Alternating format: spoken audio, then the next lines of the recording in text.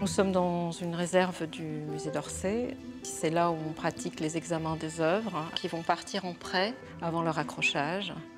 Et c'est là également où les restaurateurs de peinture interviennent en support et en couche picturale. Je fais des examens d'œuvres. Là, c'est une œuvre de Motte qui va partir en prêt à Berlin. Elle a été en réserve assez longtemps, donc on regarde aussi si son état sanitaire ne s'est pas dégradé, s'il n'y a pas eu une infestation, des amorces de moisissure. Il y a un petit peu de poussière, mais cette œuvre-là, elle est plutôt saine. On regarde l'adhésion de la peinture, s'il y a un réseau de craquelures, si ce réseau de craquelures est stable. Ensuite, on regarde s'il y a des taches, des rayures. Et à partir de là, il y a des préconisations qui sont prescrites pour pouvoir faire les restaurations. C'est important pour la conservation de l'œuvre, parce qu'il ne faudrait pas qu'on accroche une œuvre qui est en souffrance. Pour l'esthétique également, parce que si on a une peinture qui tout à coup a une rayure ou une tache ou quelque chose, pour le public, évidemment, le regard sera différent. Donc on veut présenter des œuvres qui sont à la fois saines du point de vue conservatoire et esthétiquement présentables.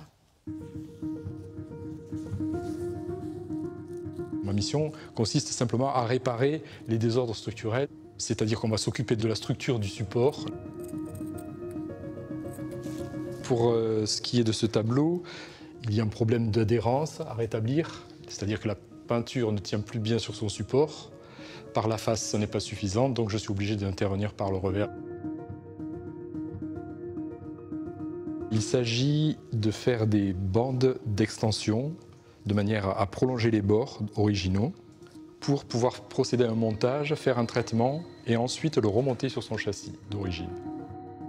On fait tout pour préserver ce qui est d'origine. Le châssis, bon, il a vécu, il est un petit peu tordu, mais s'il assume toujours son rôle, on le conserve. On fait en sorte de le consolider même, on va faire des collages si le bois est fissuré ou autre. D'autant qu'il y a souvent des renseignements historiques, des cachets d'inventaire, et ça participe à l'esthétique de l'œuvre aussi. Et là, donc... Ah, c'est beaucoup mieux, Christian, c'est beaucoup mieux. Oui, c'est beaucoup mieux. Les deux fonctionnent, hein, de toute façon, les deux fonctionnent bien.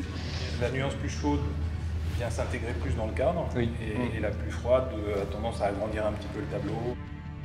Aujourd'hui, on se retrouve pour parler d'un choix de cadre pour une nouvelle acquisition du musée d'Orsay. Un tableau de Maurice Denis, un tableau de jeunesse qui s'appelle Le Christ vert, mais également la prise de dimension va avoir lieu aussi pour un très beau tableau de Gauguin, Le Chapeau rouge, qui va changer de cadre. Et on réfléchit donc la meilleure façon à la fois au niveau de la sécurité et de la conservation des œuvres, au niveau de l'esthétique de l'encadrement, trouver la meilleure solution possible. Vous pensez rester sur ce gabarit-là, pour la hauteur du tableau? Oui. C'est bien parce que ça permettra d'avoir suffisamment de marge autour pour réaliser l'insertion de l'œuvre avec son nouveau support. Nous sommes à quelques semaines de la réouverture du musée, même quelques jours seulement. Pour ces deux acquisitions qui n'ont pas pu être accrochées, on veut les présenter très vite, tout de suite, au moment de la réouverture. C'est pour ça que nous faisons de la restauration, mais préalablement des missions d'examen, de conservation préventive.